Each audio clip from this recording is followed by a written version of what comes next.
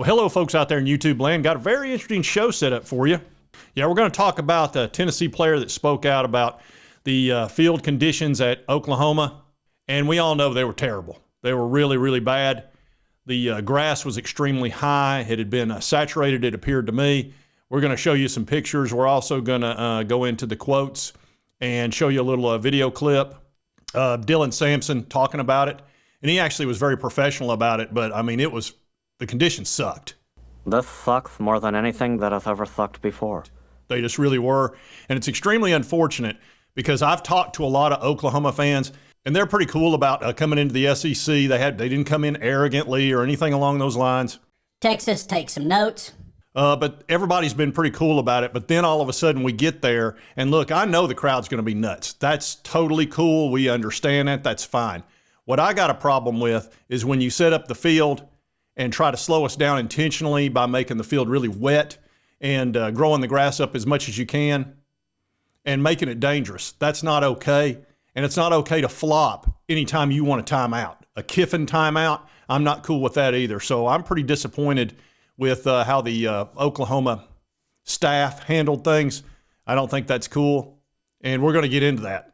And I know it's been a few days, but I don't let stuff like this go because here's why. I want to explain this. And Oklahoma fans, you're going to get mad at me. I don't really care. When you come into the SEC and we invite you in and we're kind to you, don't set up the field in dangerous conditions and to slow us down intentionally and then flop all over the field. We don't like that, okay? That's not cool. That's not how you come into the SEC. Scott, you just don't get it, do you?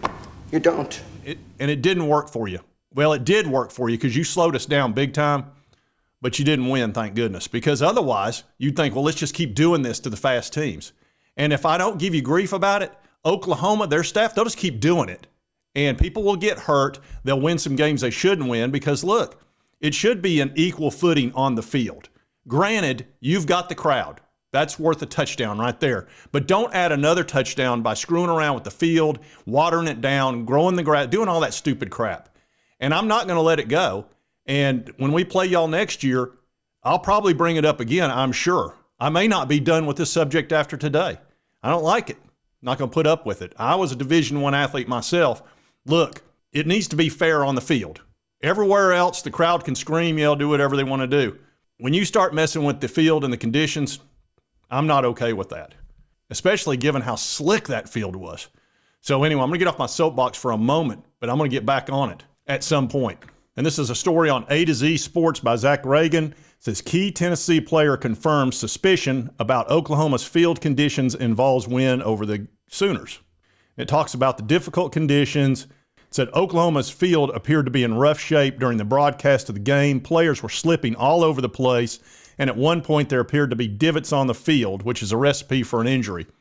And you saw that. We slipped everywhere. Even our most sure-footed wide receiver, Squirrel White, you can't knock that guy down. He's low to the ground anyway. He slipped and fell on a punt return and fell backwards. And I've never seen that guy slip and fall once. On X, Brent said, riddle me this at Greg Sankey. A school can and has been fined if a water bottle's on the field, but a field can purposely be in this poor condition without fining the school. Hint, Oklahoma. Look at that divot right there, folks. Now, I'm going to tell you something. I ran a golf course for 7 years. I know a little something about horticulture and what grass should look like. When you have a divot that big, let me tell you what that is, so there's no misunderstanding. That field is wet as crap. That's the only way you can make a divot that deep is if you've wet that field down big time to slow it down and to make the grass get as high as possible. Will Bowling said, Oklahoma, not only is your field not SEC level, it's not even Conference USA level. Embarrassingly bad. One guy said, you realize they did that on purpose. Teams do that to slow other teams down. Jason Swain said, facts. Duke said, the funny thing is that field used to be among the best. I think there's a new groundskeeper, and he's kind of like the offense. One said, no drainage, question mark. Another guy said, the field looked horrible. Can't say anything but that. The field at West Carolina is 10 times better. OU can do better than that, surely. One guy said, horrible take. Oklahoma stopped your offense. Stop making excuses and give OU its credit on defense. I'm happy to give you credit on defense, but the field stunk. And it was it had to be done on purpose. Who in the crap would have a field that wet? It had been dry all week. So obviously they wet it down and tried to get it slick and slow, which helps the defense. It helped our defense too. I'm sure that's one of the reasons why y'all couldn't do anything on offense. One guy said, so bad. Smokey said, it's crap, dude. Putting it nice. High school tactics, neutralizing our Warriors, their defensive scheme, the flop. Oh, no, it was the flop. One guy said, I mean, obviously the grounds crew forgot to trim it, right? One guy said, Heupel was forced to play conservatively because of the horrible turf conditions on the OU field. He intentionally protected his players the best he could. One guy said, same thing Georgia did 2 years ago to VOLS, and SEC fined them for it. And here you'll see Dylan Sampson speaking about it. Now, he was professional about it and handled it well, but he knows how it was. And this is on Everything Orange on YouTube. The field was so hard to cut on. The grass was high. It was slippery. So I was just trying to get the first down. So even on that play, I couldn't really cut. So I knew what it was. Okay. I was just trying to go full speed. And if you want to see his full interview, it's on Everything Orange, again on YouTube. And if you want to read the full article of Zach Reagan, it's on A to Z Sports. And again, he said the field was so hard to cut on. Said the grass was high, it was slippery, so I was just trying to get the first down. So even on that play, I couldn't really cut. I knew what it was. I was just trying to go full speed downhill. So he can't make all his moves, which is one of the reasons why we struggled rushing the ball. Even though we did get 150 yards, I fully expected us to get at least 200. And Oklahoma was light in the box, which is the way to stop our offense. You have to go light in the box and have to be able to stop the run. They did a good job against our run, even though we had some success. But Dylan Sampson would have had another 30 or 40 yards had the conditions been decent. And everybody knows that if you slow a field down, you get it wet, you get it long, that helps the defense. It always does. Later in the article, he says, Tennessee was fortunate to escape the game with a win and without any major injuries. Said, I'm sure Oklahoma's grounds crew did all they could to get the field in game shape. You sure about that? But it clearly wasn't in elite shape for the Sooners' first SEC game. I don't think Oklahoma's intro to the SEC could have gone any worse. They lost at home. They're getting slammed for their field conditions. Not exactly a great look for the folks in Norman. You have failed me for the last time. And I'm going to be watching this all year. I'm going to be keeping tabs on that field at Norman.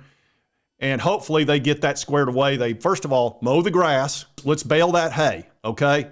Put it up in the barn, and it'll be ready for this winter. Winter's coming. You're going to need the hay for your cattle. Secondly, turn off the water, okay? Just give it a watering in the morning. Don't water it all day long before a ball game, okay? That's not smart. Yeah, it'll help your defense, but it's going to get people hurt if you do that. So knock that crap out. We don't need huge divots all over the field. Stop breaking the law, asshole! Anyway, I'm going to get off my soapbox here for a little bit, but I can tell you I'm not happy. I am not happy with that, and I'm not letting it go. So anyway, one other thing I was going to show you folks. It's been flooding up here in Pigeon Forge and Sevierville quite a bit. Some of the roads are closed, and I'll actually show you a little river right behind my house here. As you can see, this is off my porch. All right, folks, this is my backyard. As you can see, the river is just slightly out of its banks now, which is really rare. It could be a lot worse, though. We got fortunate, didn't get much worse than this. I didn't have to evacuate or anything along those lines, but as you can see, it was getting up pretty good. Several roads are closed as well around the area. That's the one thing I like about an iPhone, is that it will immediately go to a Mac on your photos, whereas you try to do that with an Android and your Mac says absolutely not. Those two things won't work together for some reason. We don't know why. Something about Apple not wanting Android to have any connection to their computers. Something about money. Anyway, I wanted to talk about all this. Sorry, Oklahoma fans, but I'm not letting this go. It's not okay. I know a lot of y'all are really cool about this situation, and y'all been nice to me, and I've tried to be nice to you. I really have. I'm just mad about this. I don't like it, and I don't think it's the way to come into the SEC. I really don't. And hopefully there's enough people at Oklahoma that will say, look, we need to stop this crap. Go to the administration and say, fix this problem. We need to have a good field for all these teams to come to and play here so that it's safe for them and we get the best product on the field. Y'all have got plenty of talent. Whatever offensive problems you're having, you'll get them fixed. You got a great defense and you'll be fine. But this junior high crap of flopping and screwing up your field, it's not okay. It's not okay, and I'm not going to let it rest. If you don't call it out, it'll never get fixed. So, anyway, I feel bad. I don't like this. This is not a video I enjoy. Anyway, if you like this content, you know what to do. Hit the like button. If you don't, I understand. And right over here is the most recent video YouTube thinks you'll enjoy based on your viewing. So you got me all screwed up. This is the subscribe button. Hit this little button. It'll help you get my videos if you don't get mad about stuff like this. And right over here is the most recent video YouTube thinks you'll enjoy. We'll see you next time on Sports Talk Jay. Don't like that kind of, quit playing games with us. See ya.